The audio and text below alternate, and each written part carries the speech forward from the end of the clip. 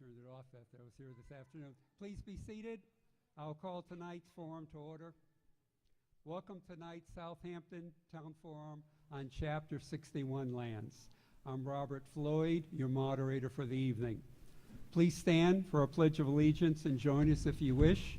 Selectwoman Maureen Reaney Groden will lead us. Pledge allegiance to the flag of the United States of America and to the republic for which it stands, one nation, under God, indivisible, with liberty and justice for all. Thank you, Reaney. Please be seated.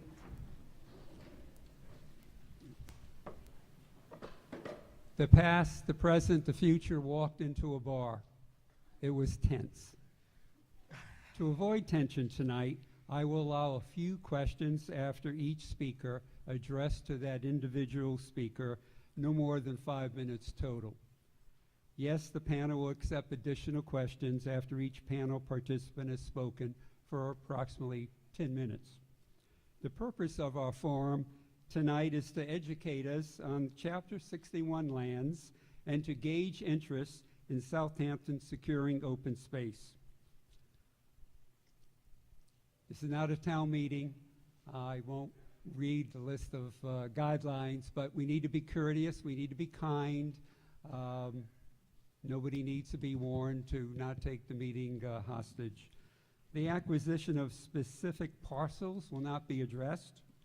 Tonight, our panel will discuss the process of chapter lands, the benefits to farmers and other landowners, assessments, tax breaks, converting lands, first right of refusal, programs that assist towns in funding. The panel tonight was to have included Hank Barton, past chair of the Southampton Master Plan Committee, and he was to review the master plan as it relates to chapter lands. Attorney Pat Melnick is here.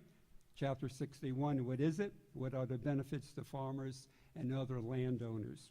Attorney Katie Lord, town's attorney, assessment taxes for Chapter 61, first right of refusal, intent to convert. Virginia Ahart, chair, Southampton Community Preservation Committee, use of community preservation funds. And Mark Walmsley, Kestrel Land Trust, how does Kestrel get involved to assist communities? So before we start, Selectman John Martin and Selectwoman Reaney Groden will address you. Good evening. Everybody hear me okay? I'm not... A little closer. Hold it like an ice cream cone, right? Yeah. Took the words right out of my mouth. Where have I heard that before? I just want to say welcome. As you know, this is a focus group. It's not a Board of Selectmen group, but Reaney and I are the representatives of the board. So after we get all information from here, we're going to bring it back to a full board meeting so we can decide what we need to do with the interest. And the way we got here is there was a small concentrated group of interested parties in chapter land. They brought it to the Board of Selectmen, and we discussed it at several meetings. And so we thought, as a board, is there enough interest in acquiring chapter land or not, or is it a smaller group that has an interest? So we decided to have a focus group, and obviously there's a lot of people here, which is great. I don't know what side of the question you're on, but that's what we want to determine tonight. And if we have a lot of interest, we want to determine how we can go forward and view these chapter lands going forward. Now, Hank couldn't be here, as Robert said, but everybody maybe took a copy of the master plan from the back. There was just a couple paragraphs I think were pertinent. I just wanted to read here because I think it involves where we are now.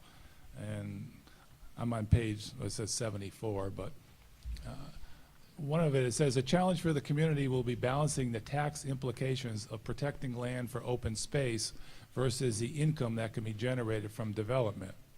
It says we should also consider the cost of town services that are needed for residential, commercial, and industrial. Pardon?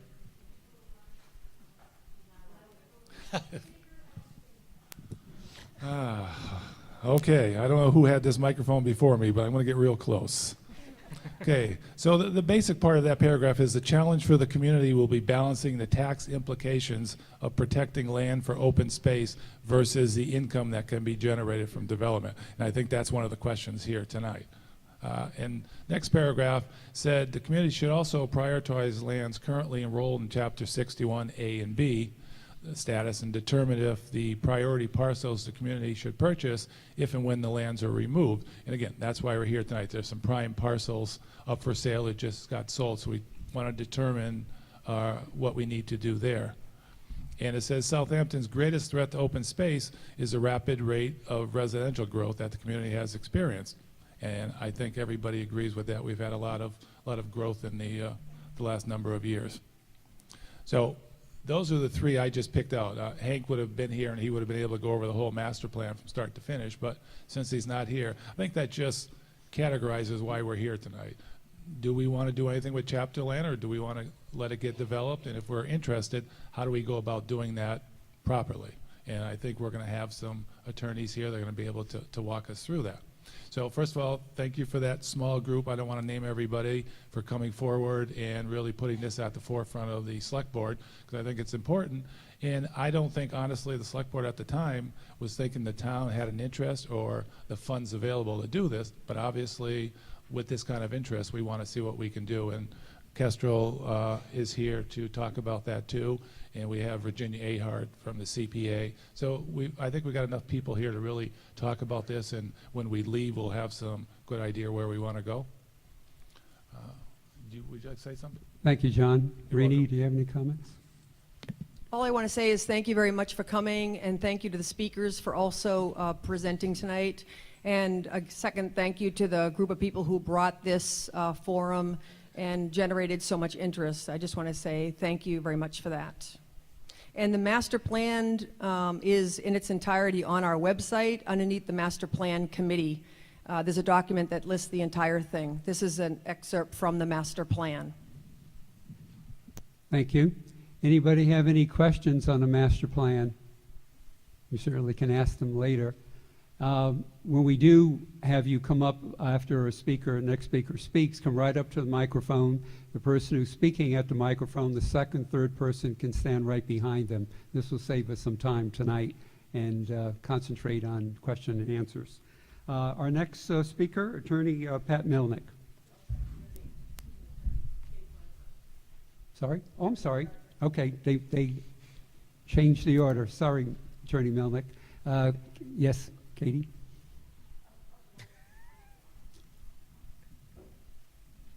Town Attorney Katie Lord.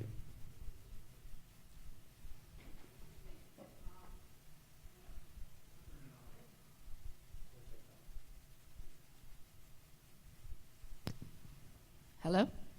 Okay. So yeah, I'm Katie Klein. I'm from the law firm of KP Law, and we're town counsel to Southampton.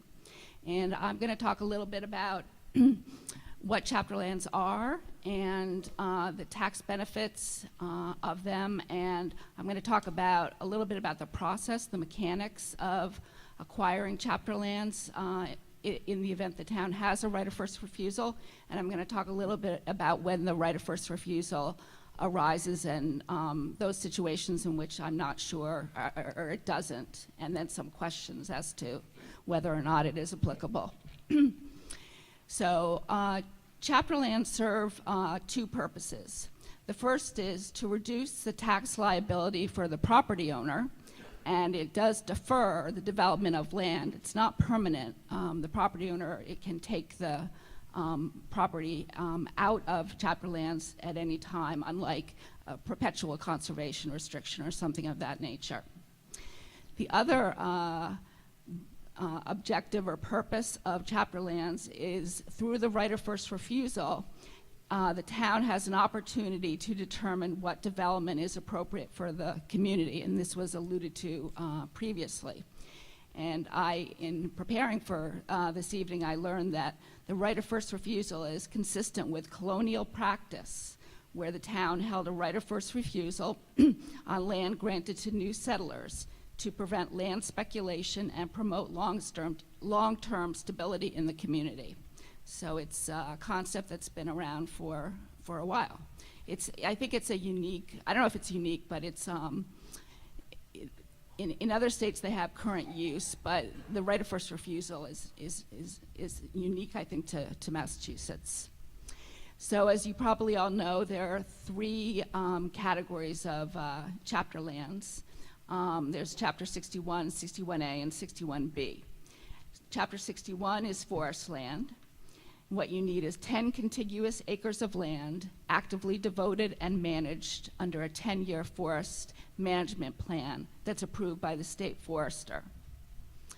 Chapter 61A is agricultural and horticultural land. In this case, you need 5 contiguous acres of land, which is actively devoted to raising animals or growing food, plants, or forest products.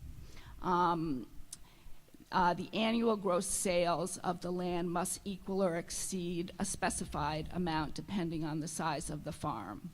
So you have to use you have to be farming the property or raising animals. Chapter 61 is called recreation, and it is also 5 contiguous acres. And it's land that's retained in a manner that preserves the wildlife and other natural resources, or the property is kept in a substantially natural, wild, or open condition, or it can actually be recreational land used for skiing, hunting, things like that, in a manner that does not materially interfere with the environmental benefits of the land. If it's recreational land, not the wild and the open space under this 61B, but it has to be open to the public or to members of a nonprofit organization. So those are the 3 categories. The tax benefits to the property owner are a little bit different for the 3 chapters. Under Chapter 61 and Chapter 61A, property taxes are, well, in the first instance, they're under forest. They're assessed at the valuations based on forest production purposes, and that's determined by something called the Farmland Valuation Advisory Committee. And under 61A, agricultural, the land is assessed at valuations for agricultural and horticultural purposes determined by the same committee. For recreational land, 61B, property taxes are based on its use for open space or recreation, and the reduction in that case in 61B is it's at least 75%, the tax is reduced by at least 75% of what the tax would be otherwise. So that's a significant benefit. And then once land is classified as chapter lands, a lien is filed with the Registry of Deeds. That's how it works mechanically, so that people are on notice that it is chapter lands. So, as I mentioned, while the objective is to encourage land to be retained in chapter land categories, a property owner may take the land out of chapter land at any time. But at that point, the owner may be subject to a penalty. There's no penalty if the owner withdraws the land from chapter lands and it just remains undeveloped. So if they just withdraw it from classification and leave it as it is, there's no penalty at that point. So there are 2 types of penalty taxes, so to speak. There are rollback taxes and conveyance taxes.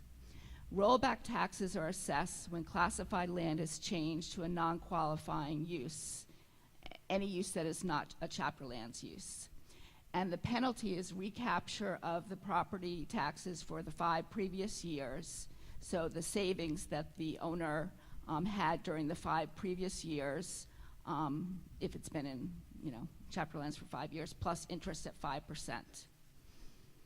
Alternatively, there's the conveyance tax, and that's only assessed when it would be greater than the rollback taxes.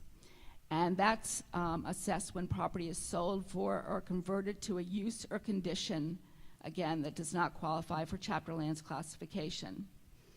And how that works is you look back 10 years, and the conveyance tax is based on a certain percentage, which descends. It's the highest if you just classified it as chapter lands, and if you've held it for 9 years, it would be less than if you had held it in chapter lands for 1 year, and it goes from 10% down to 1%. So, okay. I'm going to talk about the right of first refusal. Okay, first I'm going to state some situations in which a town does not have a right of first refusal. It doesn't arise, the town does not have a right of first refusal when chapter lands are withdrawn from classification and remain undeveloped, as I indicated before. The right of first refusal does not arise when property is sold and the new owner retains the property in the same use or another chapter lands classification and files an affidavit with the assessor saying that the buyer indicates that he or she is going to retain the property in the same use. It does not arise if there's a foreclosure sale, and then there's a limited exception when the landowner converts the land for a residence for himself or herself, a spouse, or certain relatives and spouses of relatives, or an employee who resides at the property for the, to maintain or care for the property in chapter lands. So the statute, each of the statutes indicates, chapter 61, 61A, and 61B, that the right of first refusal arises when the land is converted or sold for a residential, commercial, or industrial use during any fiscal year the land is classified, or the fiscal year after the land was last classified.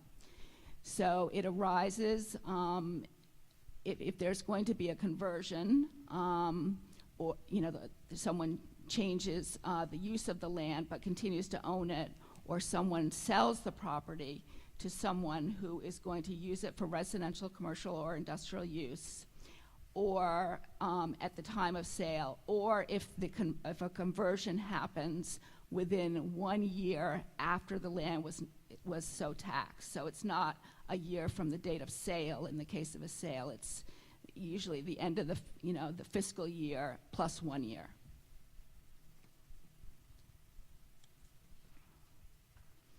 Okay, the mechanics of exercising the right of first refusal are they're complicated, and both the seller it's incumbent upon the seller to actually give notice to the town, not the buyer.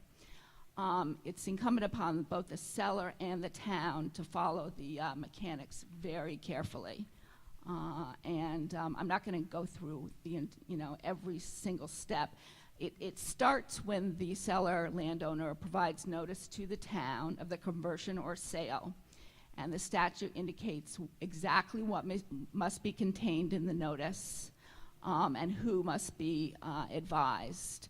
In addition to the Board of Selectmen or the Select Board, the Planning Board gets notice, and I think the Conservation Commission gets notice, the assessor and maybe the tax collector and the state forester has to also be notified.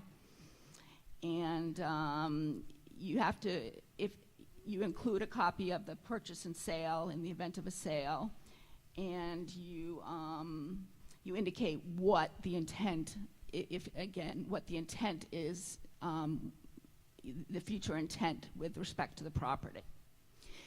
Okay, the notice must be it's called a bona fide offer. So that is defined in the statute, that it can't be dependent on potential changes to zoning or contain conditions or contingencies related to the potential for development.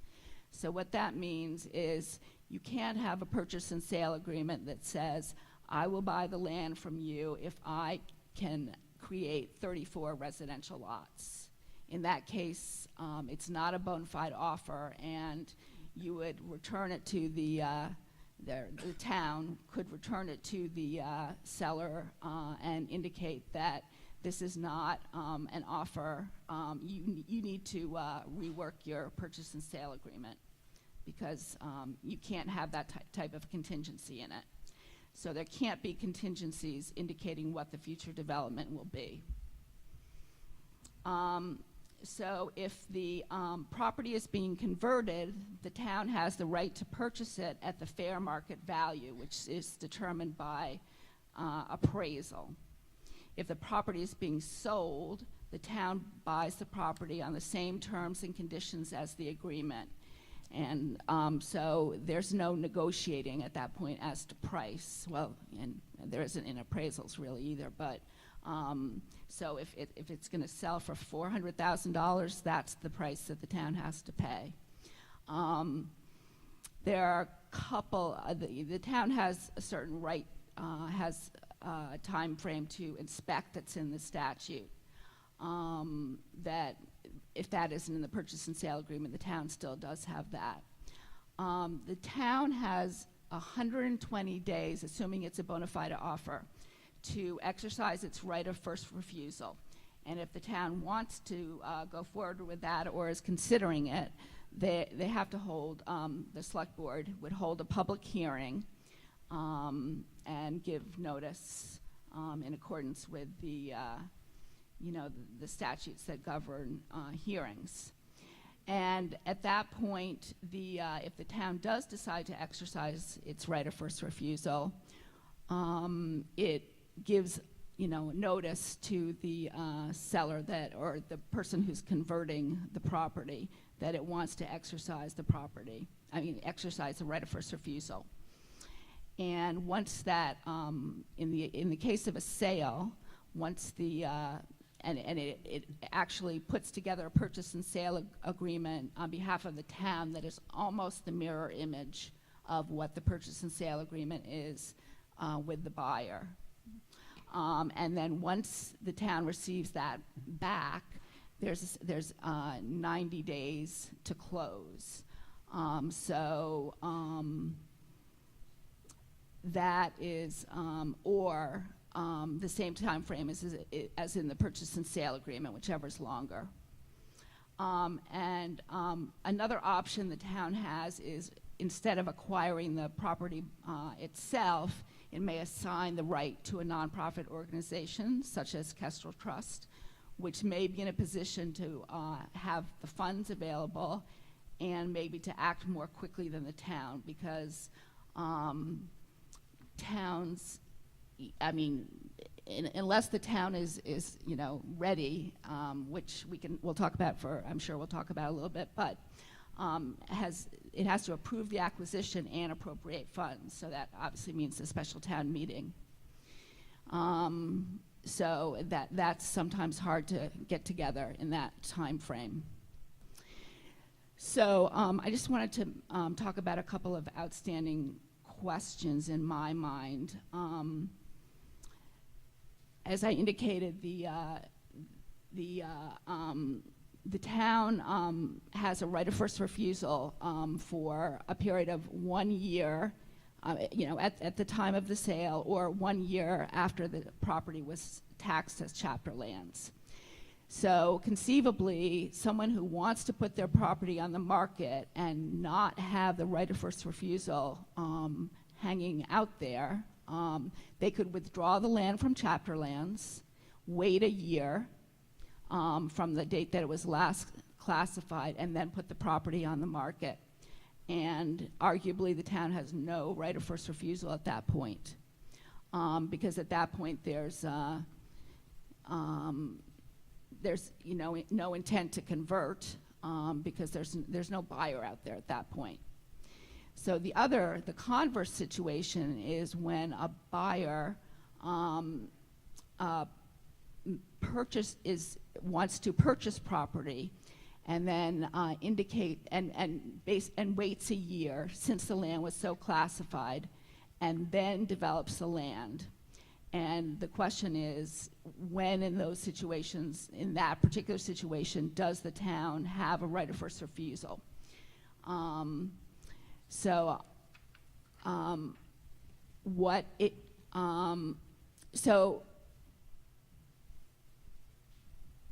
Okay.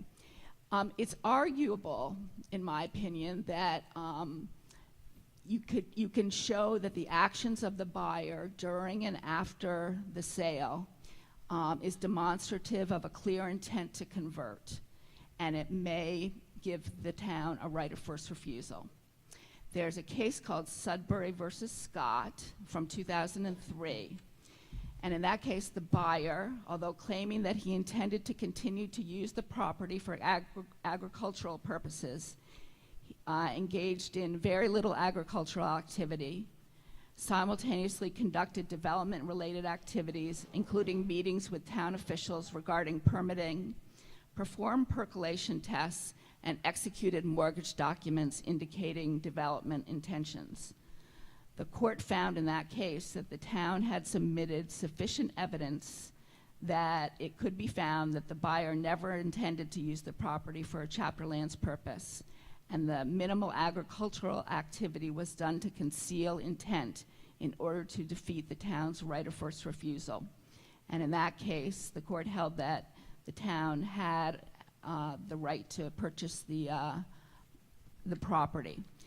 So one theory is that under this case, it can be argued that if the town shows that the purchaser had an unequivocal intent to use the property for residential, industrial, or commercial use at the time of purchase and merely waited out the 1-year period, the town might have a right to acquire the property, have the right of first refusal. One thing about the Sudbury case is that the chapter land statutes were modified pretty significantly in 2006, which was after this case was decided. And in 2006, the 1-year time frame after conveyance was created. There was no time frame before. So the question in my mind is whether this is a safe harbor for a buyer. In other words, if the buyer waits a year, even though he intends in his mind to use the property for a non-chapter land use, is the buyer okay?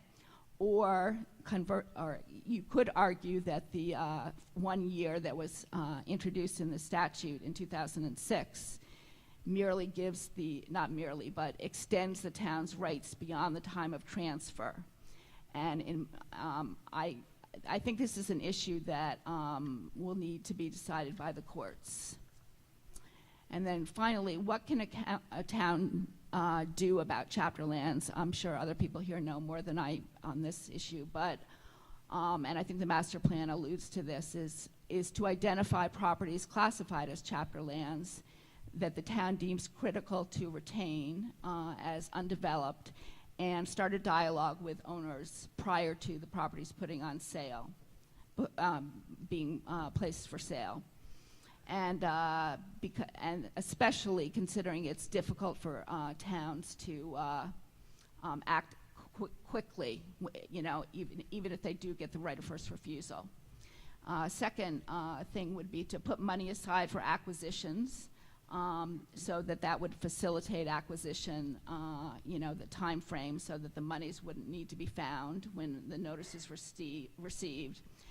And another thing, which we're doing here tonight, is establishing relationships with the local and statewide land trusts and conservation organizations who may step in and either help financially or could be acquire the property themselves as an assignee under the right of first refusal.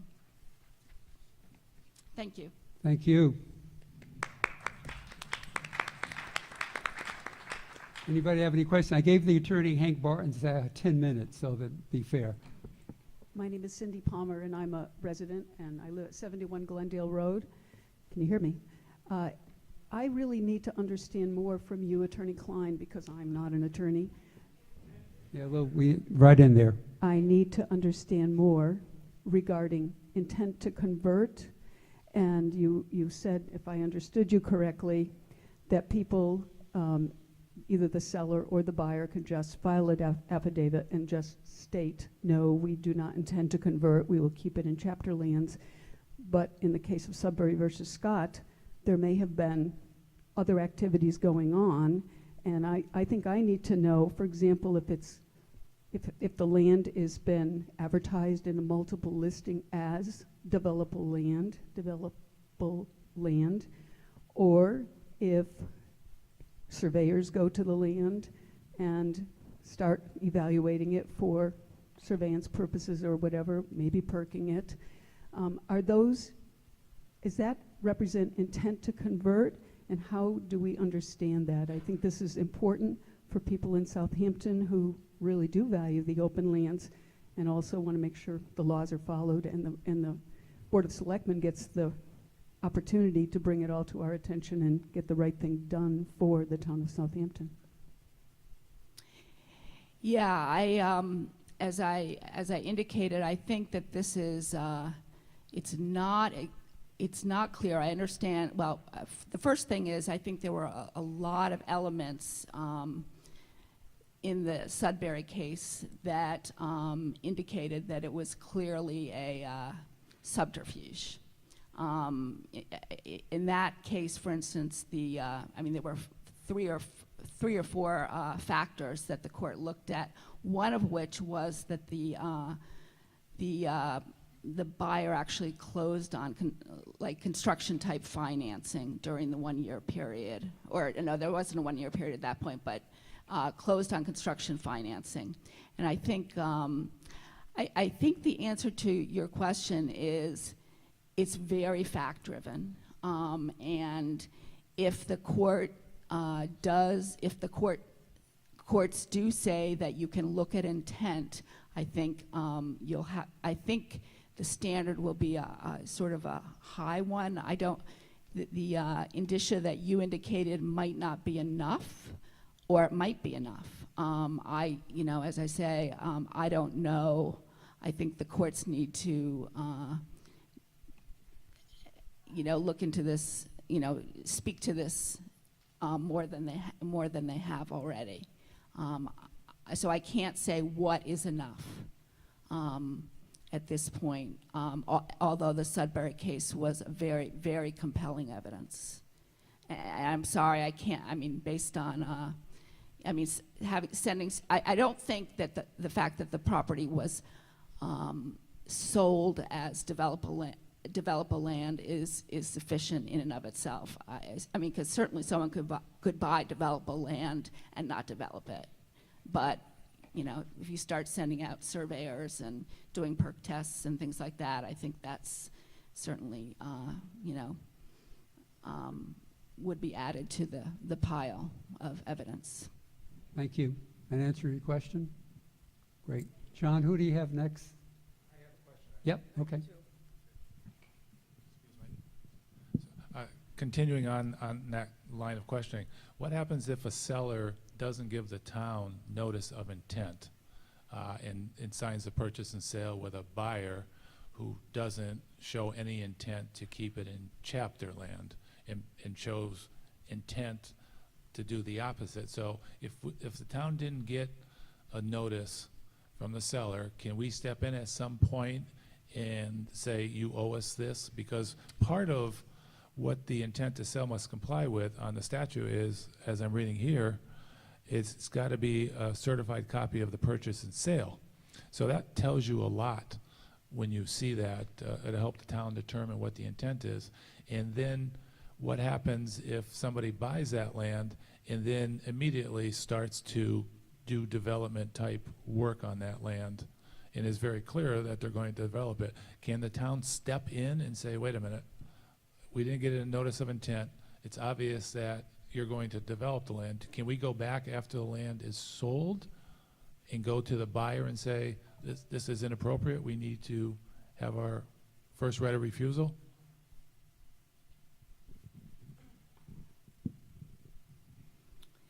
In my opinion, if the buyer went forward with developing the property and conversion, which it's not entirely clear what conversion is, but I think in that situation, I think you could approach the seller and the buyer and say, you know, well, we really want to exercise our right of first refusal, and they're obviously going to say no. And so I think you could go to court and seek a rescission of the transaction, a cancellation, you know, to cancel it and say, you know, we want to acquire this property on the same terms and conditions as the buyer did. So it sounds like we have to go to court at that point. Well, unless you have a very amenable seller and buyer, and I'd be very surprised if you did. That answer your question, John? Yes, thank you. Great. Who's next on the, Rainey, you have a question? I just wanted to ask a quick question. You let us know a number of things that the town could do, and including identify lands, talk to landowners, put money aside for acquisitions, establish relationships with land grant and other funding sources. Could we as a town establish bylaws that guide planning boards and other departments in town to not entertain any intent to convert chapter lands? So if I understand your question, if someone comes before a board that has potentially jurisdiction over property, have that board, and it's chapter lands, have that board not act at that point and say, this looks like it's, you're developing this property and we're not going to. Could that be established by law or something like that? I have never seen that, but I think at that point you would want to start a dialogue in the town, you know, that have the board or commission notify the select board and try and figure out what's going on. Answer your question, Rainey? Yeah. Great. Sir, you have the last question for the attorney before we go to the next speaker. Thank you. Mike Bueller, 88 High Street. For me at least, and maybe for others here, it'd be helpful to have just a little bit of context. My understanding is that this forum was prompted by 3 parcels in town currently in chapter status that are potentially facing a change of status. I think for me at least, it'd be helpful to get some kind of information about each of those parcels and what is currently going on with them. We agreed not to do that for the forum. That was the agreement with the speakers, myself, and any publicity. Okay. That information probably best served at the select board meeting. Okay. Thank you. John, who's the next speaker? Attorney Melnick. Sorry for the false start. Attorney Pat Melnick. You hear me okay? Good afternoon or good evening. My name is Pat Melnick, and I'm happy to be here. I was invited to be here. And I think a lot of the material that I was supposed to address, Attorney Katie Lord has addressed. But I'd like to give you a little bit of the history of the enactment of the statute, Chapter 61, 61A, and 61B. This statute was originally enacted by the Commonwealth over 50 years ago in response to a rapid decline in the open space that was in the Commonwealth. Shopping centers, subdivisions, the whole thing was rapidly eating up open space that had previously been farmland or forest land and so forth. And the legislature did not want to lose the character of the Commonwealth, you know, which is uniquely New England in flavor. And what they did is they enacted these statutes to give farmers particularly, but also forest owners and people who are willing to keep their land in open space, an extremely good tax incentive so that they wouldn't succumb to the temptation to, you know, cash in on their property. And particularly the farmers were having a struggle, and when they were given these tax incentives, they actually could save up to 95% of the tax on their property, so it made it more economically viable for them to continue their farming operations. And not only could they continue it, but their children could continue it in the future, so that the people who were offered this, you know, a lot of them bit, you know, they took into it, and it actually did help stopping the passage of farmlands. and you see a lot of farmland today is being protected in other ways. But the statute was also designed not only just to give them economic incentives, but also to give the continuity incentives so that the children could build houses on the farm, and that was not a conversion of the property outside of Chapter 61. So this has gone on for a long period of time. What the farm owners were asked, though, and what the landowners, the foresters were asked, when they were given this big incentive, where they asked to make a commitment when they got the incentive to keep the land open, and if you decide, if you die and your kids don't want to continue the farm, or if you want to cash in and go to Florida, you're obligated to notify the town that you want to convert the property, or you're going to sell it for development or residential purposes. And the statute is very clear. When somebody wants to sell their property, they're obligated to notify the town that they're selling it for a different purpose. Now, I understand there's some uncertainty as to whether or not the Scott case is still good law, but I certainly assure you that it is. As Attorney Klein said, the statute was changed in 2006, but in 2011, Judge Trombley of the Land Court addressed the issue of whether or not the Scott case was still good law, which was 5 years after the statute was changed, and Judge Trombley said it was. The Scott case is definitely good law, and a developer who conceals his intent and is trying to sneak around behind the statute can be held accountable, and the town can exercise its right of first refusal to purchase that property. There is no free lunch. The landowners who get the tax break, sometimes if they have their land in a chapter for 20 or 30 years, they get hundreds of thousands of dollars of tax break. And they commit, when they get out of it, because of the subsidy that the town has given them for that period of time, their commitment is to notify the town that they have the opportunity to keep this land in open space, keep it in farming, if the town wants to do so. And that's the covenant that they have with the town. And basically, that's adding on to what Attorney Lord commented on.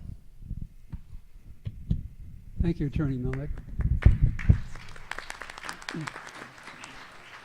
Questions for Attorney Melnick?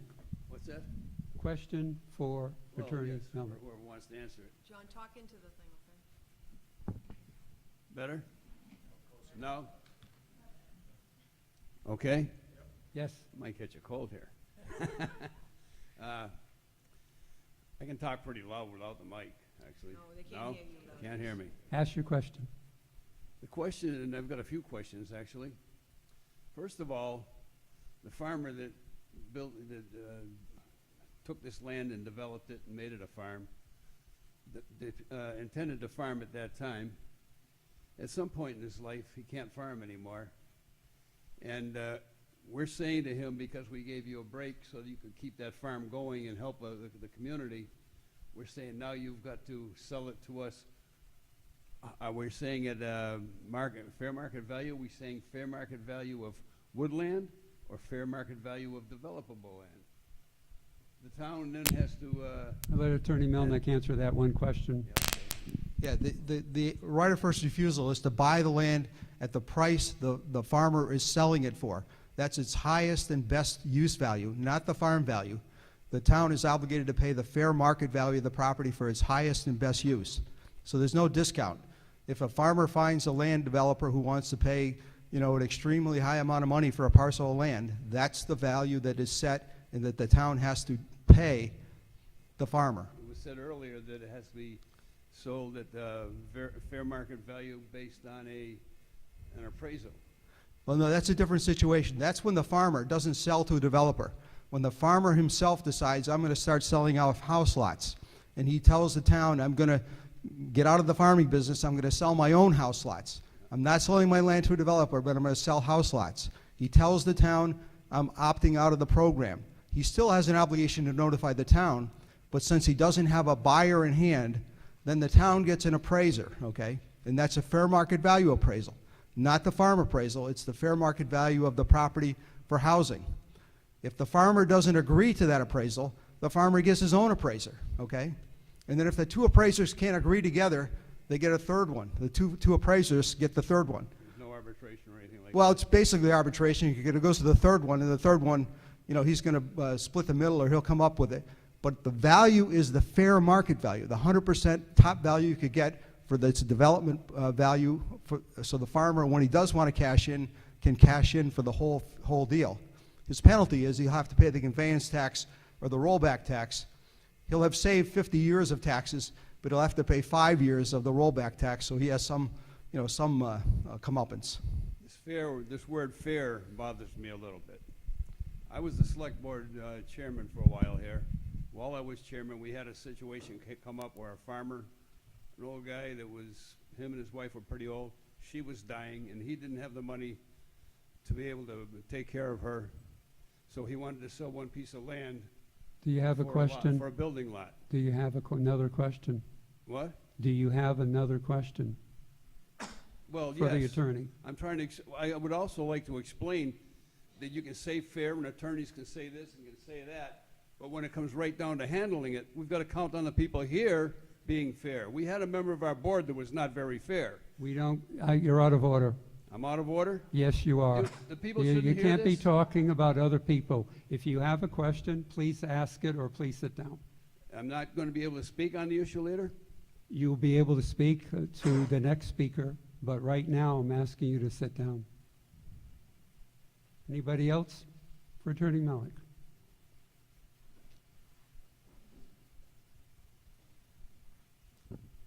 Hi, April West, 54 Strong Road. Attorney Melnick, if the land under chapter is sold for probable residential or commercial development, and the town is not given the right of first refusal prior to the sale, what recourse does the town have? Yeah, I think that was addressed to Attorney Lord, and I agree with her. The town, if it wants to exercise its right of first refusal in that situation, has to go to court. They have to sue the landowner who failed to give notice to the town, which he should have done. The obligation is on the landowner who's selling to notify the town. And you'd also have to sell the buyer in that case, because the buyer who received the property has got the title. So the town would actually have to bring action against both the seller and the buyer in that situation. But there's no other recourse. If somebody conceals their intent or they fail to notify the town, I mean, they violated the statute. The statute is, again, as I say, it's a covenant. It's an obligation. If the person doesn't meet their obligation, you have to go to court to, force them to do what they were supposed to do to begin with. Thank you. Can I answer your question? Yes, sir. Right up to the mic. Jay Smith, 141 Pomeroy Meadow Road. If it does seem that a seller is trying to dodge the requirements of this system, and the town thinks it's being finessed out of the right of first refusal, can the town decline to issue building permits? I think Attorney Lord would address that better, but I don't think that's the recourse. The recourse is not just refusing to issue building permits. The recourse the town has is only the recourse it has under the statute, which is to buy the property for the price that the buyer bought it from the seller, okay? And that's exercising the right of first refusal. That's the only recourse. To exercise that recourse, they may have to go to court, but that's the only recourse. Trying to deny building permits and so forth, that's not, I don't believe, on the table or in the province of the town. So the building inspector would issue permits while the lawyers fought it out? Well, I can't tell you how it would all play out. We have injunctive relief in the Commonwealth. The Superior Court to put everything in abeyance. He could order an injunction to put everything in hold till the case played itself out. There's lots of things that could happen. So I think you'd have to look at a specific case and see how it plays out. That answer your question? Sort of. Yeah, no, I agree. You would go to court and get injunctive relief, which basically puts everything in abeyance, and I don't think the town at that point would have to any board or commission, I think, would be stayed from having to do anything, or the building commissioner or anything of that nature. Okay, the last question for this speaker. Bob Koza, 181 College Highway. If a seller engages a real estate agent and the real estate agent advertises that property as being chapter property, is that sufficient notice to the town that it is chapter property? Not 100 sure, and I'm not 100% sure I understood your question. If it's advertised for sale as chapter property, or if it's advertised for sale as residential, commercial, developable property. I'm not quite sure. Chapter, yes. If the real estate agent discloses that it is chapter property that's for sale, is that sufficient notice to the town? No, the question is, what is the intent of the seller at the time he sells it? If he's intending to sell it just as a farm and requires it to be kept under farming, then there's no intent to convert, particularly if this buyer who buys intends to continue the farm. The question that comes up is, what is the intent of the seller when he sells, and what is the intent of the buyer when he buys? That's what you have to sort out. What the broker is told or tells is not really absolutely germane. Does that answer your question? All right, going to hear the next speaker. And questions will be at the end. Miss Virginia A. Hart, Chair, CPA.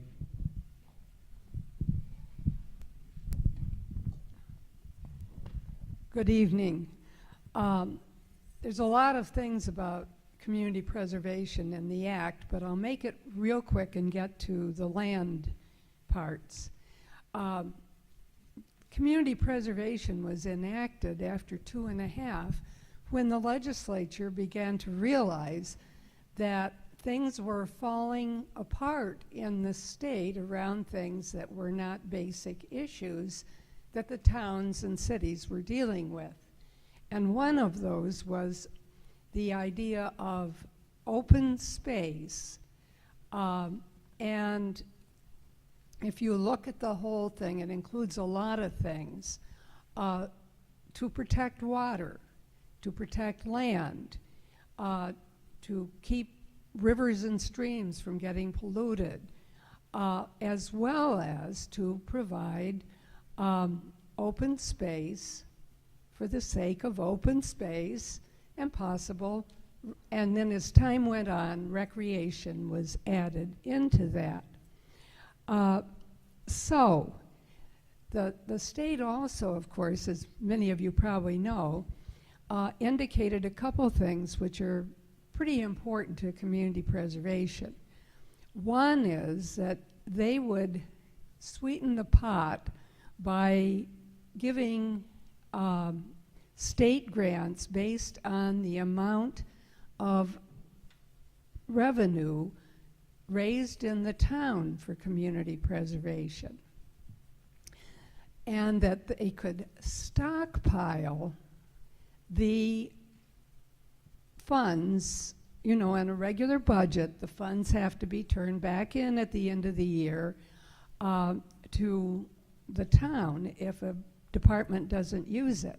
But community preservation funds stay with community preservation so that amounts could be raised for bigger purposes. Purposes such as maybe buying pieces of land and using them in different ways.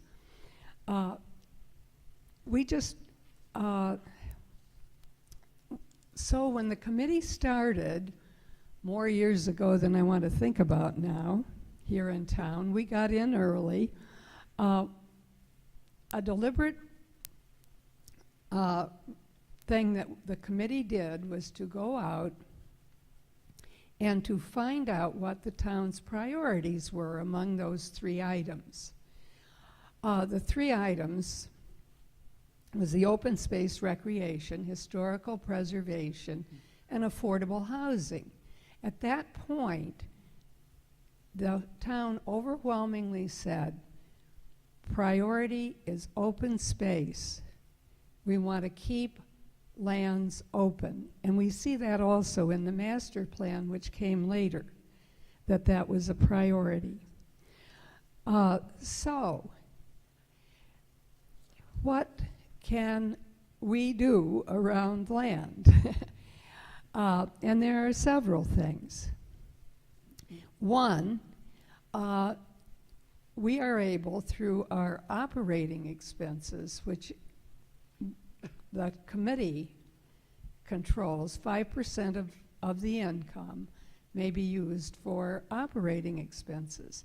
And we can do appraisals for the town and have done several of those. Secondly, our land, the money that we would have for recreation, open space, can help get grants. It's easier to get a grant if they know, if the grantee knows that there's going to be matching money in the town, because many of them are matching funds. It was that arrangement that allowed us to purchase the land that we call the Labrie Fields now on Strong Road, which are playing fields. As the communities grew, that was recreation became important too, and these lands can be used for recreation. So there was a matching grant that helped purchase that land, which is now playing fields. The other thing we can do actually is work with other communities when they know that we have funds.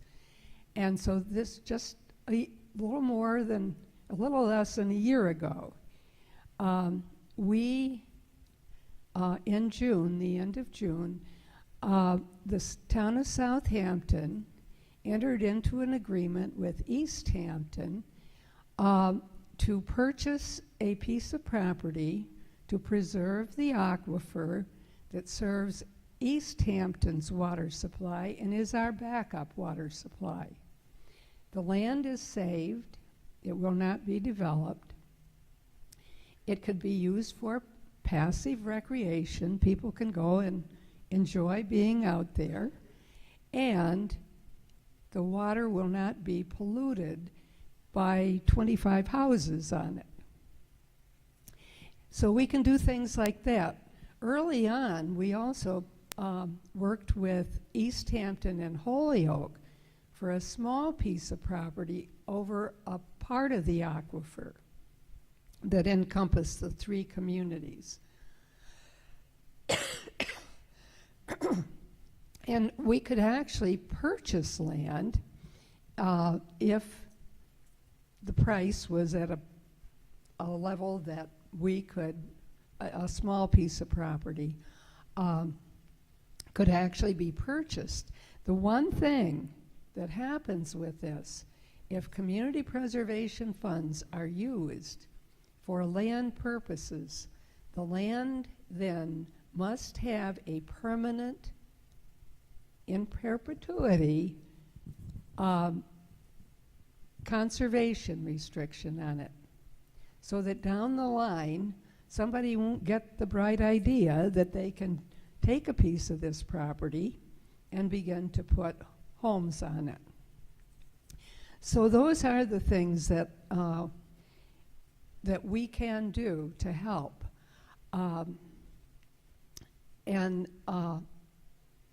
We're ready to do that when things come up. The other way that can be fall under our is at affordable housing. We have not been able to do much with this because we have not been able to help the housing authority get a piece of property where they might be able to build maybe a habitat house or something like that. Now I want to question you. Affordable housing is not low-income housing. There are other programs that will help take care of that.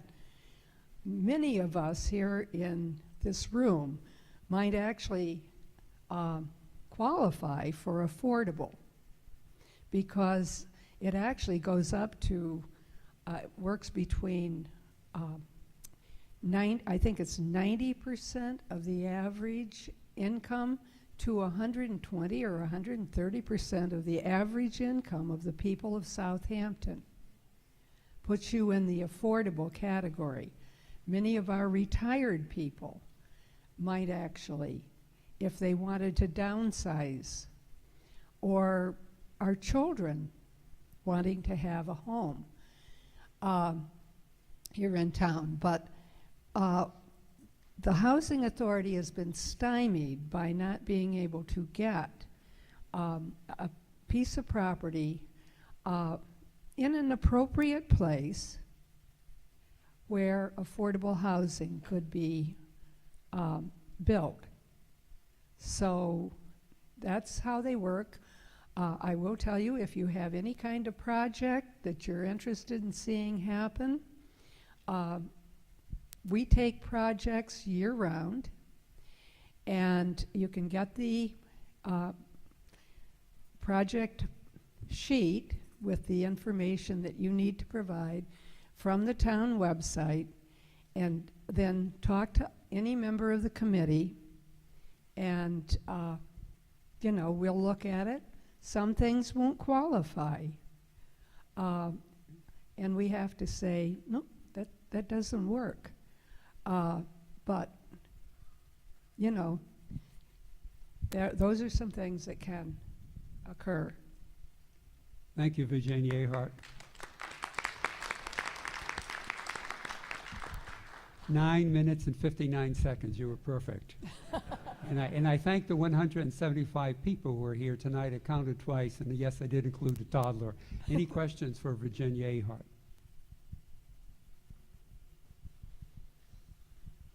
Anybody else? Just step up to the mic. Hello, I'm Elaine Buckley from Manhattan Little louder. Road. Can you hear this? Hear me? So I just want to know what kind of the next step is. I'm glad that you clarified all the possible things that Southampton can, you know, consider, like affordable housing or keeping the land. But so I'm just not clear about what the next step is for us, people that are here. Are we going to have another town meeting about what we want to do? Because it seems to me if we have to do something, because if we don't do anything, from what I'm hearing tonight from the lawyers have spoken, if we wait to find out what the intent of the sellers and buyers are, then we're looking at litigation. And so do we want to be more proactive? I can direct your question to Virginia Ahart for CPA. For the rest of your question, you need, I believe, to go to the select board meeting and address them. Do you have a question for Virginia directly? No, thank you for Okay, your thank you. presentation. Next speaker. Robert, Yes. just answer that question a little? Yes. And we have an answer for you. Yeah, I think from a next step point of view, we're having a select board meeting on Tuesday, I believe it is. So I want to have it put on the agenda, because now that we have some information, I think we need to go back and discuss it, and whatever we decide, we need to do it quickly. So we have a little more, I think, direction here, what we can do. So we're definitely put it on the agenda for this select board meeting. So anybody that wants to come out, please do so, but we can't just let it keep going forward. So we'll address it. Thank you. That answer your question? Thank you. Mike Bueller, 88 High. This is a question for Virginia, which is, first off, how much funding is there currently in the CPC account? And second, what immediate or near future calls do you anticipate on that funding? Well, there looks like there's quite a bit of funds if you look at the figures right now. However, we have had a project come in that should have come in or started coming in 8 years ago, and that is to do what needs to be done at the Labrie Field. Now, it's considerable, but that still leaves, ooh, where's that figure? Oh, it leaves something like, here we go, I hope.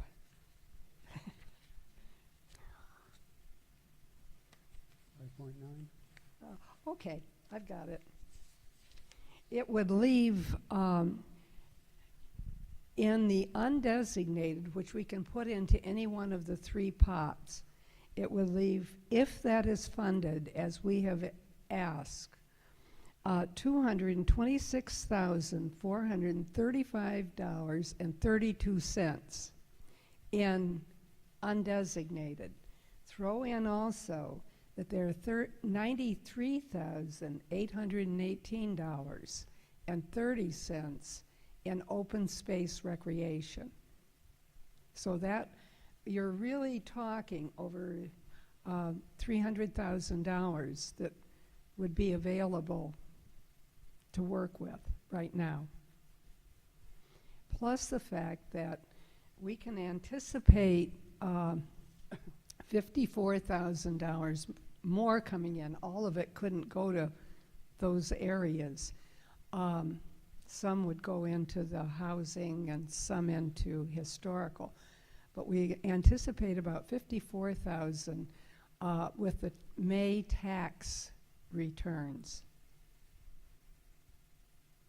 Thank you. Answer your question? Great. And one more question for Virginia before our next speaker. Christina Madsen, 36 Rattle Hill.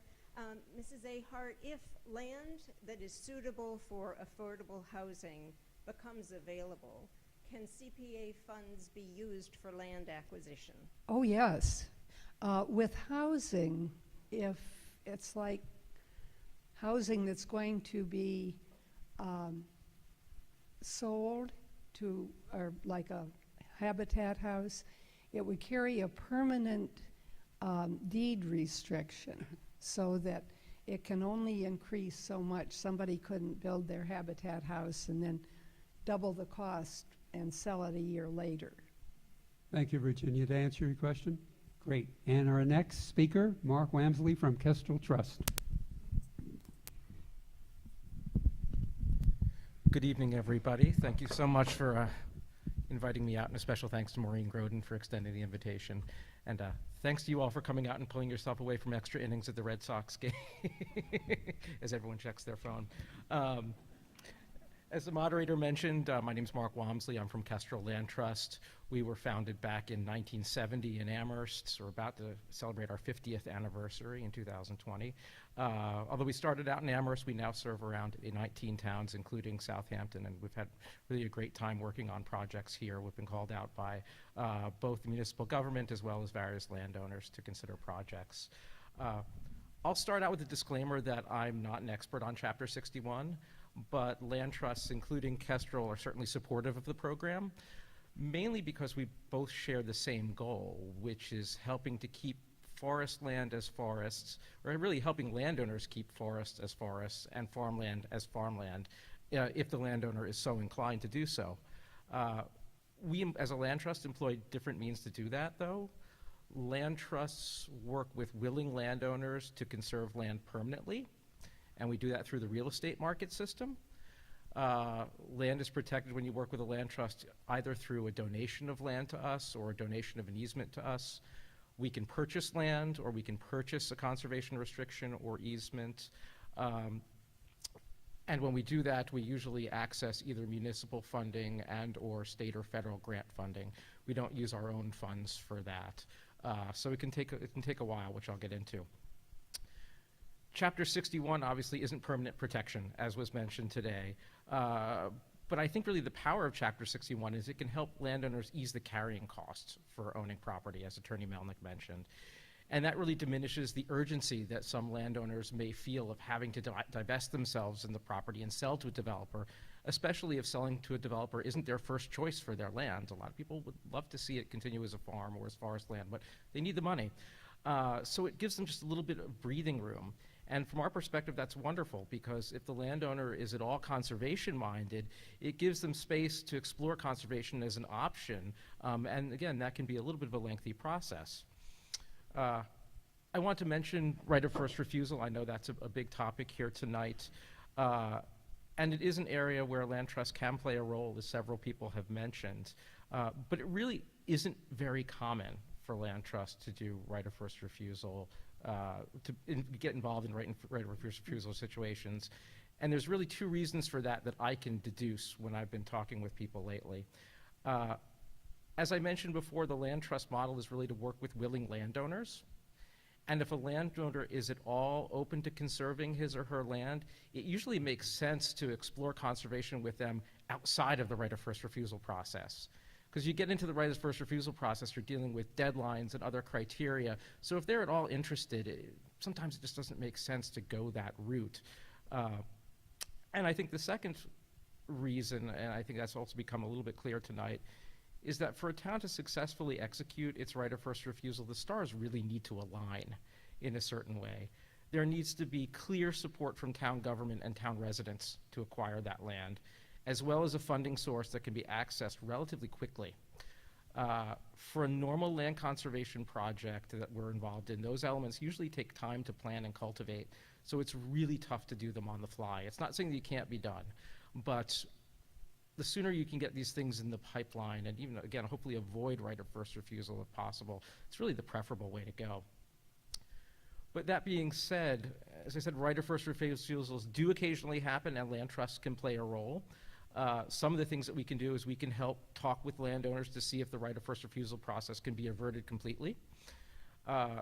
We can advise towns on available funding options. One of the things we really do, again, we don't use our own money for land protection. We keep tabs on all the possible grants out there, state, federal, what have you, private foundations. So we can talk with the town, the Concom or the Community Preservation Committee or any town committee who would like to talk with us on that. Another thing which I actually just learned today, I was speaking with a colleague at Mount Grace Land Conservation Trust, and they have actually helped towns develop their procedures of notification and decision-making for when a right of first refusal notice comes into a town. So again, we haven't done that, but it's certainly something land trusts have done and could be looked into, and I can certainly provide her contact information to people. She's a good person to work with. As Attorney Klein mentioned, a town can assign its right of first refusal to a land trust, and we can technically purchase the land. But before you think, wow, that's a great option, doesn't that solve everything? You need to know that we would be borrowing the money to purchase the land. So both we and our creditors would really need to have a well-developed takeout plan for that loan, which would likely involve some guarantee of municipal funds or municipally accessed state or federal funds. One kind of caveat there, which can come into play, land trusts often work with people we term conservation buyers. We have many people contact us saying, look, we have money to invest. We want to purchase land, either farmland or forest land, for the purpose of conserving it. And we keep a list of these people, and we try and find projects where their interests fit an opportunity on the ground. So if there was a right of first refusal possibility, we might know someone who might be able to actually put private funds in to purchase the land. Of course, costs count at that point. I mean, if you're talking about a $600,000, $800,000 property, the chance that we know of someone might not be that great. We might, but if you're talking in the 200-something range or below, which certainly happens, we might know people who we can work with. Where we do purchase land, we're assigned the right of first refusal. It's my understanding that we as a land trust could either keep the land or sell the land, donate the land to, say, back to the town potentially, and that we would just be required, and again, I want to check on this, but I've heard it in several sources now, we would just be required to keep 70% of the land in that original chapter use. We could convert, or someone could convert 30% of it, which can actually be really helpful if you're trying to make a budget work for a property, and there's a couple house lots along the road that are marginal importance for their natural resource values, they're marginally important for conservation. Those could potentially be sold off and revenue generated to help make the entire project work. So that's kind of a nice kind of card that we have in our sleeve that we could potentially use. I don't have much more to add, but I will say that probably the best service a land trust can offer communities is to really help them develop and realize the goals of their town open space and recreation plan, as well as their master plan. Those are really the public documents that record a town's visions and desires regarding the people's vision for open lands in the town. So a lot of times these are developed and they sit on a shelf, or they're mentioned in a grant application, but they could really guide the town's vision for how they assess properties that are coming available. If there are areas or specific properties that the town decides it wants to conserve, we can help reach out to landowners and see what's possible with them. You know, it all starts with a conversation. It's really what we do best, and we're happy to help to do it. So that's all I have to say. Thank you again. Thank you, Mr.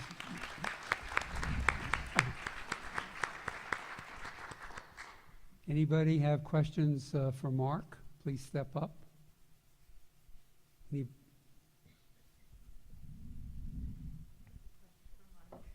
Is Elaine Buckley from Mantan a little Road? closer. Mantan Road, yeah?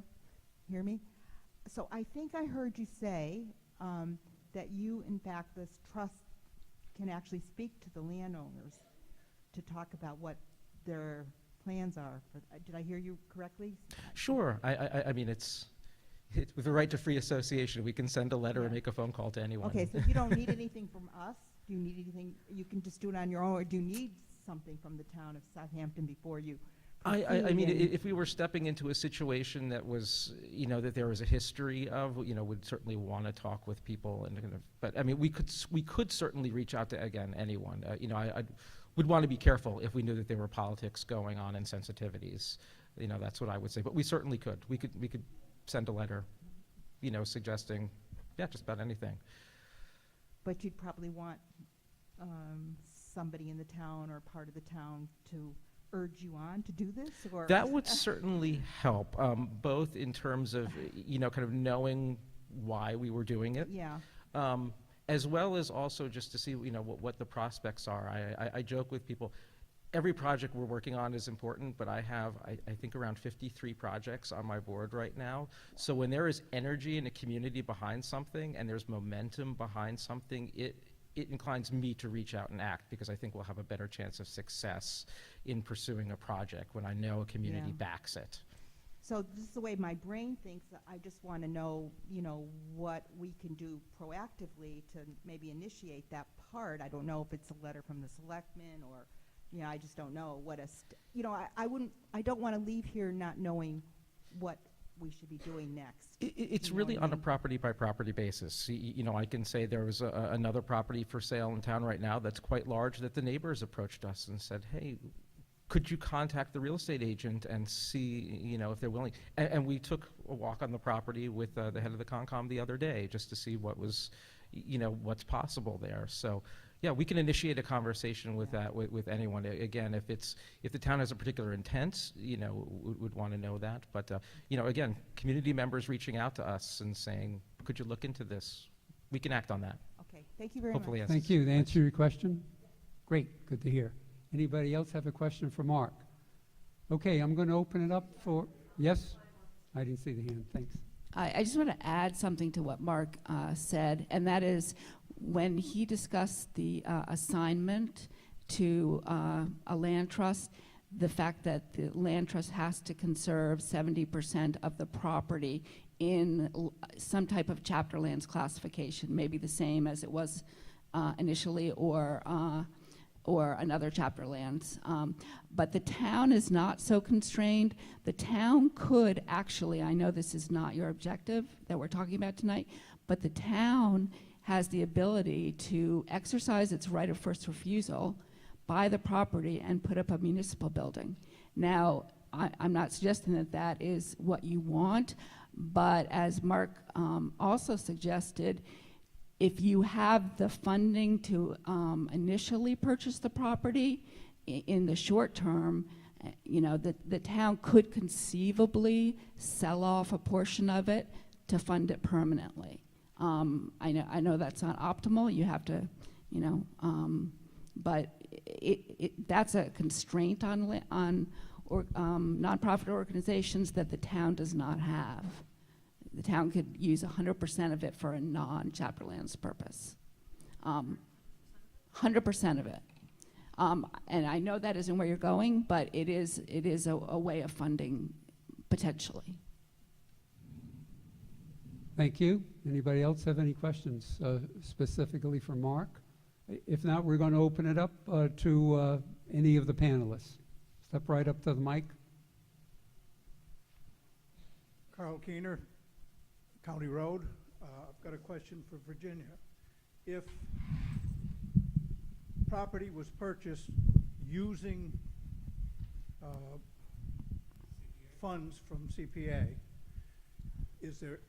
does that mean that the town would not be able to do anything like for a municipal building or something like that at all because of the perpetuity? Okay. Yeah, we can't funds could not be used for that purpose. The one thing it could be used for is the affordable housing. But if you remember, we were trying to help the town with the land behind the fire station. And I got a call from the Community Preservation Coalition, which is sort of our lawyers for the community preservation and our guide, and he said absolutely not, especially because one, the size in that case, but also we can't, there are other restraints, but it can't be used for a municipal building just for that. No, I didn't mean using it for the building, but if any funds are used from CPA, does that automatically limit the entire piece of property? No. It doesn't. You could, if you had a large piece of property right now and you wanted to purchase, the town wanted to purchase it and set aside a part, maybe just for open space, for some recreation, or the affordable housing, and you would take our funds and that would be allocated. You probably would have to split the properties, but that could help pay for it. Thank you. Answer your question? Yes, anybody else? Please step up to the mic.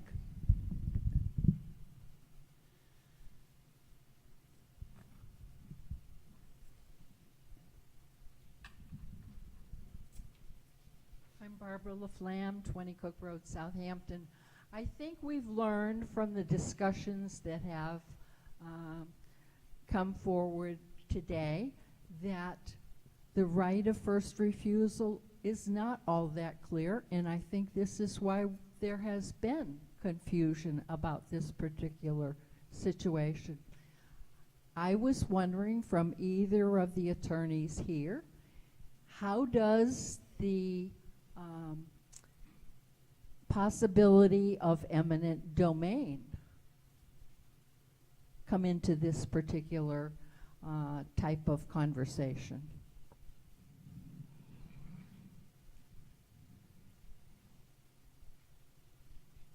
Go ahead, Attorney Klein.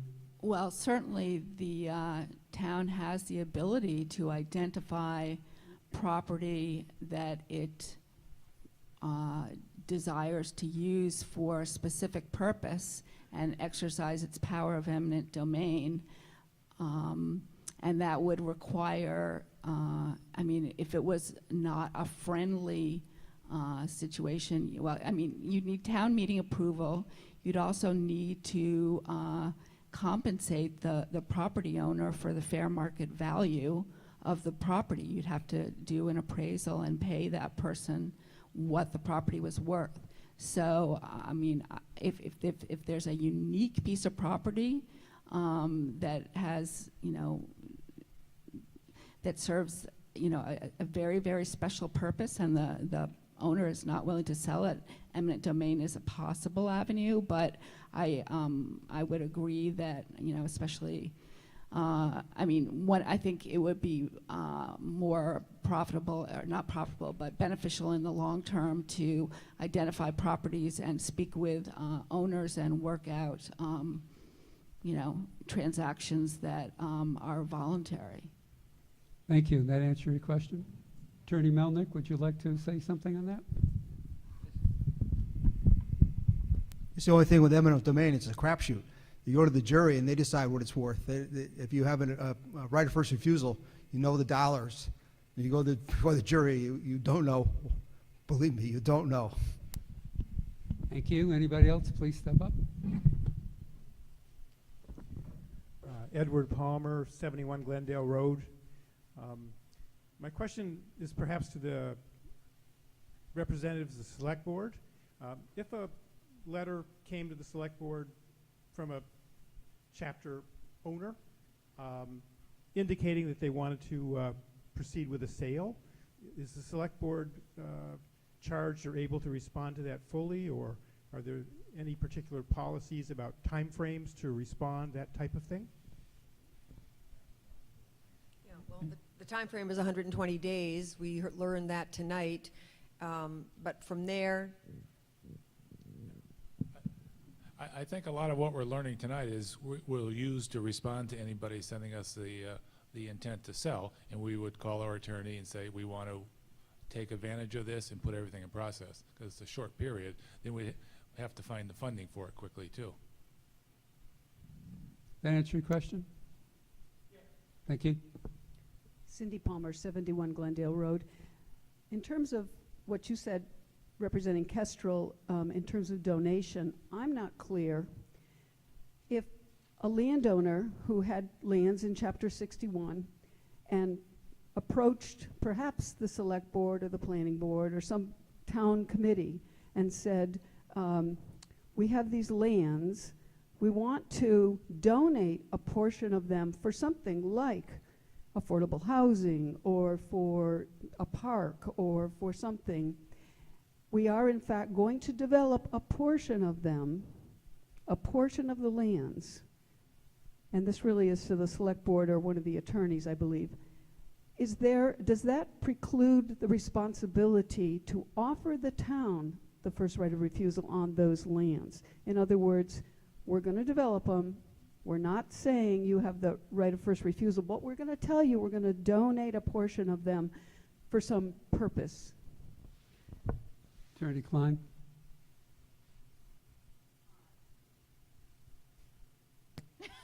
Sorry. In that situation, I think the town would still have a right of first refusal as to the, well, probably maybe the whole property, and then the town would need to balance the donation of, you know, the land that was going to be, that was being offered to the town, you know, against the right to buy the entirety of the property. But I don't think that the right of first refusal would go anywhere at that point. I think it would still be, I mean, the landowner is clearly converting a portion of the property. So I think the right of first refusal is continues. Thank you, Attorney Klein. Did that Well, answer? I think at that point, if the, I think, I don't know, it would depend on what they did with the portion that they were going to donate to the town, whether or not it extended to that portion. I mean, if the town said, no, we want to exercise our right of first refusal as to 3/4 of the land, actually, I think at that point the entire thing would be, it would, yeah, yeah, because you can't just offer a portion of it. So I think the whole thing would be. I just want to make sure I understand what you're saying. So you're saying under that circumstance, the buyer or the landowner is going to convert, is going to do something, add, you know, put industrial or residential purpose to the land, but they're offering to the town a portion of that land. Does that change the responsibility to offer to the town the right of first refusal? I say it does not. It doesn't change. They still are supposed to offer that land. Absolutely, and then I think the town balances. The town then can proceed with. Well, the town would determination. decide, well, you know, a bird in the hand is worth, you know, we'd have to pay $1 million to buy the whole thing, and we're getting this for free. I don't know. Thank you. Next question, please. As I understand, A little closer can you, to the mic. Oh. As I understand, the town would have to match the seller's offer from the buyer. So say the buyer offered the seller $1 million for his property, and you're saying the town would have to match that in order to purchase it. as a fair market value. The only right they have is to buy the property at the exact terms that the seller is selling to the buyer. Oh, That's okay. the only thing they have the Okay. right to do. Does the town have a process where they verify this offer? I mean, conceivably, there are No, sweetheart it deals. has to be called a bona fide offer, and there is language in the statute spelling out how it has to be verified. Okay. But that's not to say there can't be, concealment or Kickback shenanigans or- going on in the right. background. That's what I But it's was supposed to be a bona fide offer. You know, people can do things nefariously all the time, and they do, Yeah. but it's supposed to be a bona fide, and that's what the statute requires, Yeah, okay? I guess I'm just suspicious. Yeah. Let me Thank just you. Answer your add, though, question? that Attorney the town Klein. could conceivably be overpaying for the property if the buyer was overpaying for the property. You pay, as I said, there's no negotiating at that point. And if you go through the appraisal process in a conversion, you know you're probably paying fair market value.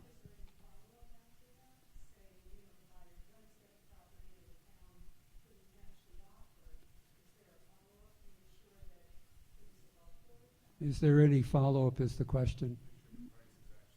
No, at that, I don't think there's any, no, I mean, the buyer can pay whatever the buyer wants to pay. I mean, that's how people negotiate.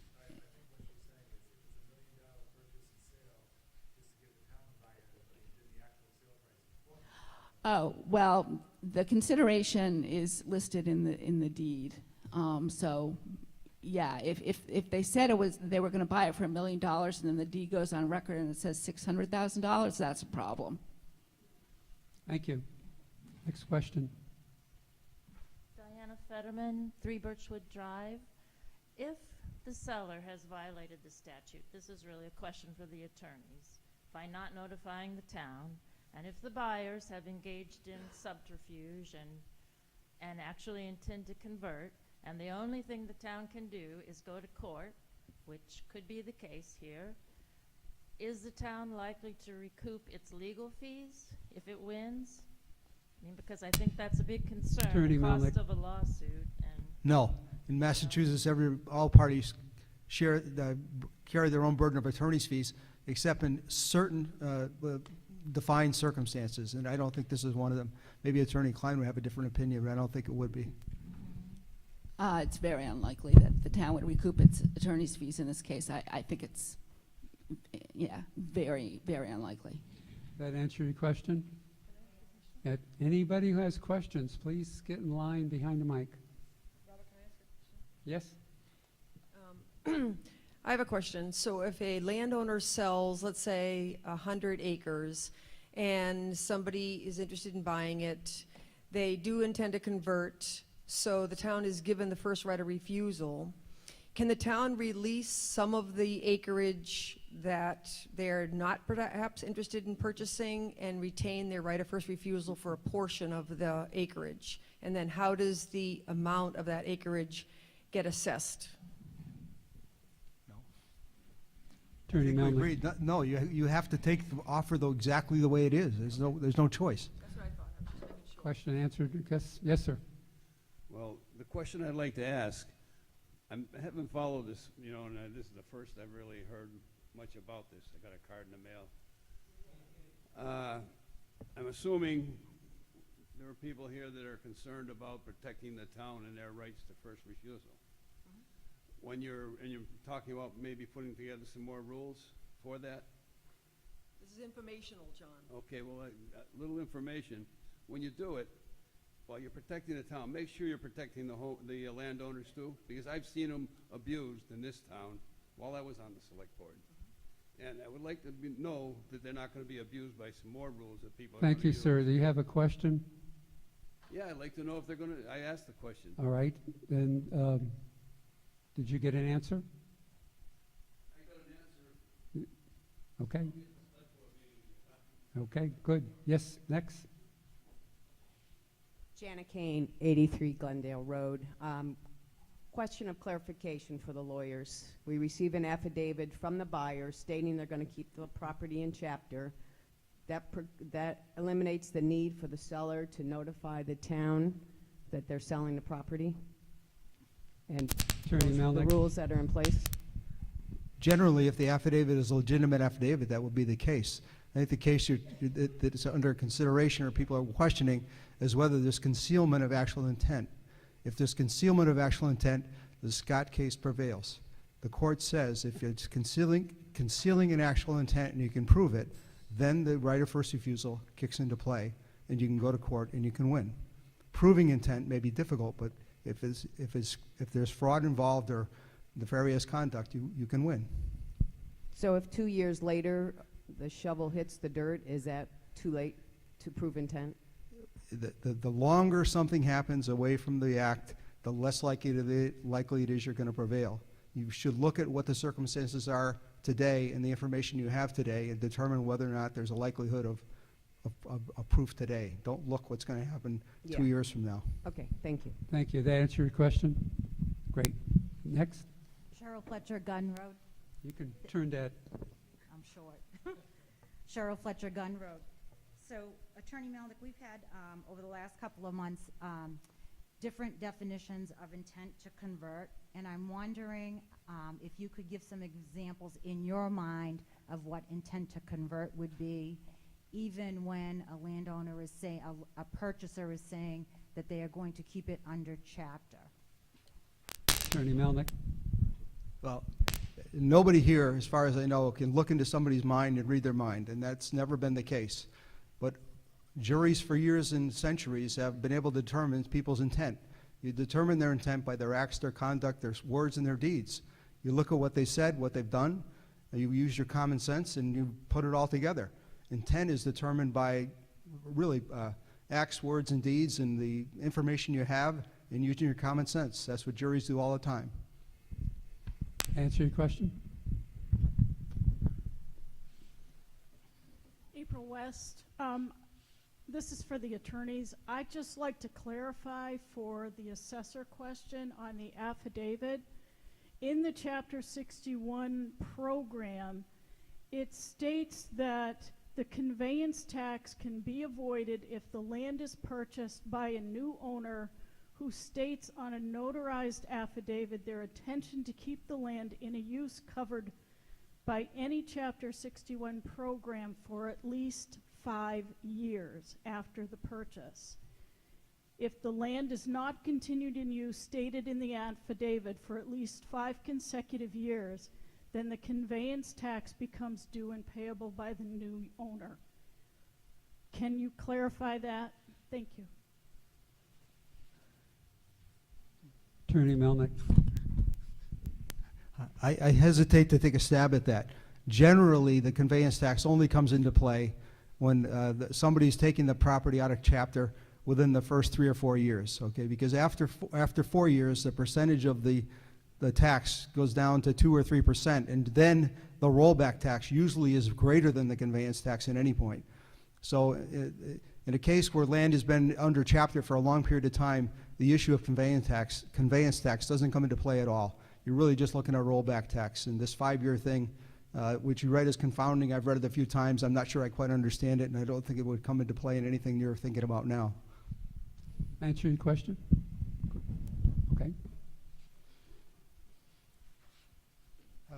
Two-part question for Virginia. First part's really quick. Going back to Labrie Fields, Yes. my understanding is that there will be an article at the upcoming town meeting Yes, seeking there funding will. for, I guess I'll call it phase 2 of that project. What is that request going to be? Okay, where's my little notes? It's considerable. I don't have that written. It's $675,000. Now, it's not phase 2. It's phase 2, 3, 4. At this time, it's not covering phase 5, which is mainly, some things that people might donate, or things that can wait. One of the items is a bike rack. somebody might just decide to donate that. But this would include, if you want to know what it would include, it will include bringing water in from the street for irrigation. The fields will be irrigated so that in drought periods, the grass will continue to grow, and there will be water for the bathrooms, real bathrooms in a field house, rather than the porta potties that we've been living with there. It includes some work on the parking area. Thank you, Virginia. That's a few things. Second question. Yeah, and this is the longer question, both for Virginia and possibly for members of the select board, which is, based on what I'm reading in the papers, it sounds like the town may be faced with, call it a situation or an opportunity to spend serious money on one or more of the parcels under discussion. And clearly, Labrie Fields is a fantastic project, absolutely long overdue. At the same time, spending those funds on that, those CPC funds on that project will constrain us in this other domain. And my question for all of you is there any way to, I don't know how to, slow down somewhat that decision to give the town the time to fact find? Michael, that's a great question and needs to be addressed Tuesday because it's about a specific project. Okay. And Yeah. when we started, we said the acquisition of specific parcels will not be addressed tonight. Well, but it was a question about process, not about specific Okay. parcels. All right. Yeah. Yep. Thank you, Michael. Yeah, Mike and everybody, we talked about this at the board Little meeting closer, last John. night. Virginia came and she had a price on sections 2 through 5, and I think it was $785,000. She went back and revised it to $685,000. We asked her to bring the whole breakout next week because we had the same concerns you did. You know, once that money's spent on this project, it's not available for other projects. So, you know, she's going to bring it back, and we're going to discuss it at the meeting and find out what options there are. That same concern you have, Yeah. basically. We can only spend it once. Yeah. Yeah. I simply want to say that we operate on community preservation, works on the projects they have in front of them. We don't do projects ourselves. If there's something somebody thinks needs to be done in the town, they need to bring it to us. And we work on what we have, and we have been working on this. Actually, had cut this back for another project and then found out that we could not fund that. So, yeah, I have that concern too. I also have a concern, and I'll be very open with everyone. I have a concern about spending this kind of money when the town itself is having to make cuts. Thank you. But we can't help the town with those. And I guess I'm going to say the other thing is, we've waited to get this Labrie Field project for 8 years. It's finally come in, and I'm sorry it's coming in at the same time as the possibility of land. But I also am hesitant not to go ahead with it, hoping that we might be able to get a piece of land. And the other thing is that many of these projects, the different phases, are intertwined. We have to bring in electricity. So do we not do the field house because it takes electricity and we aren't going to bring the electricity in? Or do we not do the irrigation because it's tied into the water? So there's all those kind of things that we have to think about. And, you know, Thank as you, I said, Virginia. We're good with this question. Thank you both. Next. Cheryl Fletcher, Gun Road. This is a question for Mark. over the last 6 months, we very much appreciated your friendship and help and guidance with all of our questions and concerns. I know that many of the folks in this room, because we've spoken to many of them, are concerned about the town finances. And so when we talk about these parcels of land, they say, well, the town has no money. And I go back to your explanations and the recent land trust meetings that Bob and I attended to think outside the box. So I'm asking you to address this crowd, because in order for the selectmen to get, we want to gauge the support in the room right now about these 155 acres. If you could just explain about thinking outside the box with creative funding. You did touch on it earlier. Thank you. Mark? Sure. I mean, I think, Virginia actually touched on this a bit too, that a lot of the funding that we draw upon for land conservation comes from the state. I would think almost at least a third, if not more. And many of the state grants require some sort of local match, which is why communities which have the Community Preservation Act are really just at the head of the pack. I mean, we sometimes can't do a lot of land conservation works in communities that don't have the CPA, so you're ahead of the game there. So that is certainly a possibility. Again, there are a number of state grants out there, some that Southampton has used before, including the land grant. The difficult thing, I mean, they all have different caps with how much money they provide. They all have their own deadlines and timelines, which you have to look into. They are out there, though, and the state has the money set aside for them. There are federal programs which you could look into as well. If you're talking about a willing seller, there are tax incentives for land conservation.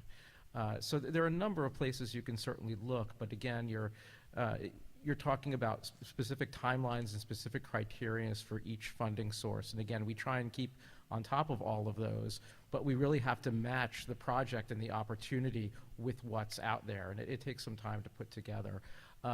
But yes, and I think Virginia's other point is great, that one of the purposes for Community Preservation Act money is for land conservation. It's one of the original purposes, and that money can only be spent for that. So there are pots of money out there that you could look for. Accessing them is not always easy, but they're there. Hopefully that helps. Thank you, Mark. To answer your question. Great. Next, please. Dick Dumont, 330 College Highway. The town politicians have a tough job. They're volunteers. It's very hard to keep track of everything. Now, on these 61A provisions that people are granted, is that a required amendment to the deed that's recorded at the county courthouse? Would like to answer that? In my mind, it should be. That way, the attorneys would see it, the real estate people would see it. Attorney Klein. I'm sorry, are you asking if the fact that the property is in chapter lands is recorded? Yes, it's part of the deed. Well, it's recorded as a lien in the Registry of Deeds.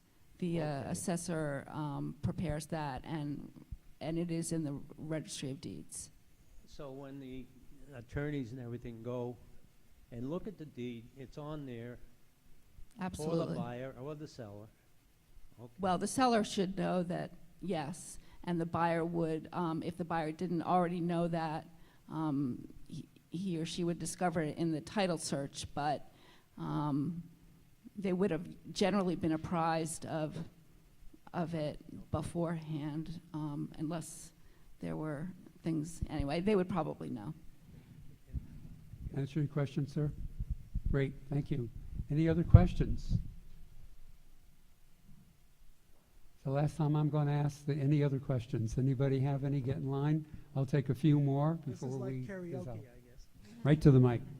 I had a question about the business about paying back the tax break. As I understand it, somebody can get a tax break for 10 or 20 or 30 years, but they only have to pay back 5?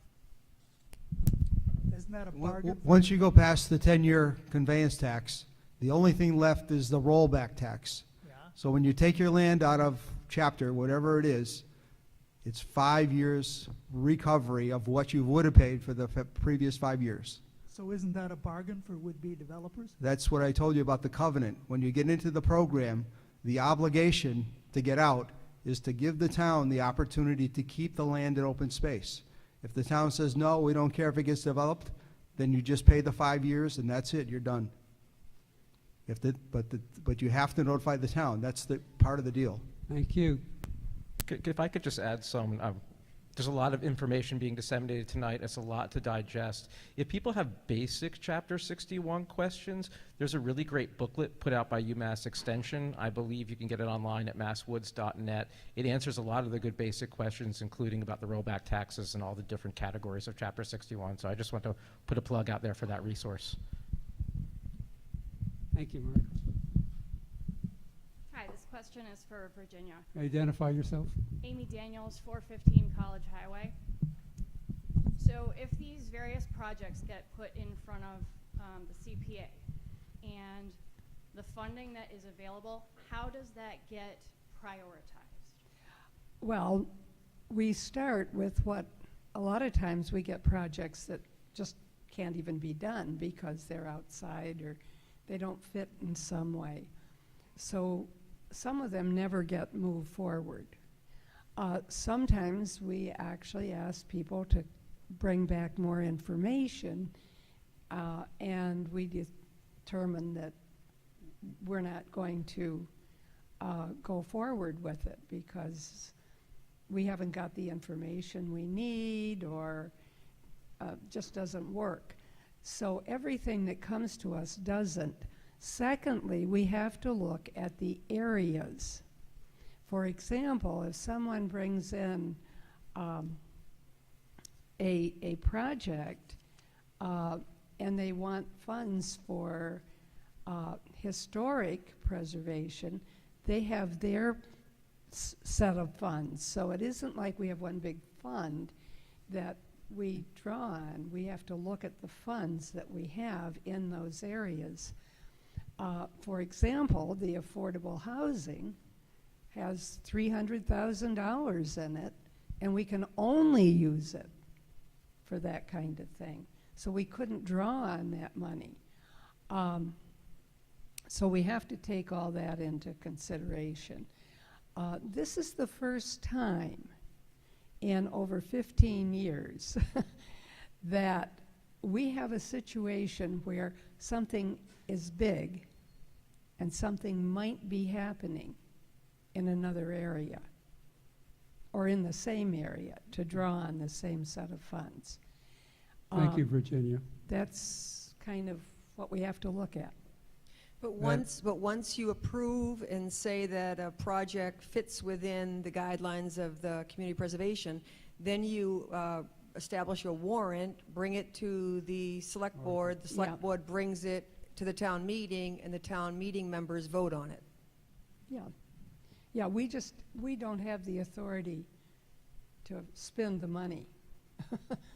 The town, only the people in the town have that authority. Do you have a follow-up question? Once the warrant is issued, let's say the town approves to use on one specific project, but then this other project comes forward and they would prefer to reprioritize to another project. Is that an option?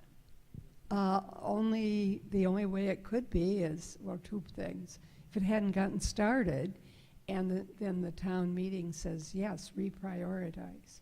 But if it's gotten started, and you've got people with contracts and things. Thank you. Answer your question? Great. Yes? Last question.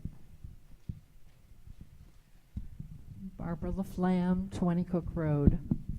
We've heard a lot of information today that is of a technical nature. Is this allowable or is that allowable? How does this work and how does that work?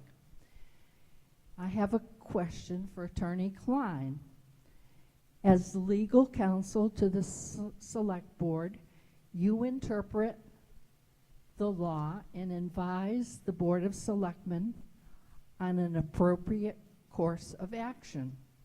My question is, how can you ethically advise the Board of Selectmen to ignore or violate the long-standing relationship between a Chapter 21 property owner and the Southampton taxpayers.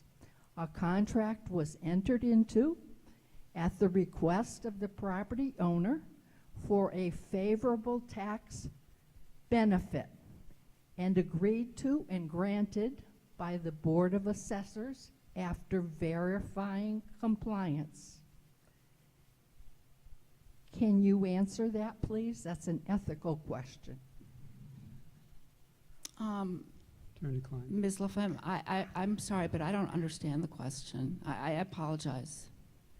The question is, can you ethically advise the Board of Selectmen to ignore or violate the long-standing relationship between a Chapter 61 property owner and the Southampton taxpayers?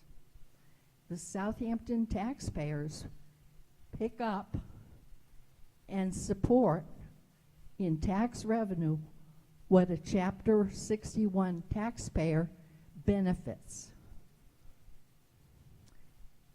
I'm saying that the taxpayers are not being treated with the respect that they deserve. I'm not sure how to respond to that. Our law firm is asked for opinions on what the constraints of the law are, and I'm not sure if you're talking about something specifically or not. I do everything within my power to act with the highest degree of ethics, and I'm sorry that I don't understand what it is that you're asking. It's I 8 mean, o'clock. We're going to call it a night. I thank everyone. Thank I'd you. like to thank the panel, Attorney Klein from Copeland and Page, Virginia Ahart, from Chair of CPA, Mark Wamsley Kestro, and Attorney Pat Melnick. And thank you, and thank the organizers, Rennie Groden and John Martin, the select people who organized this event, and Channel 191 for filming this live. And I hereby dissolve tonight's forum. Thank you.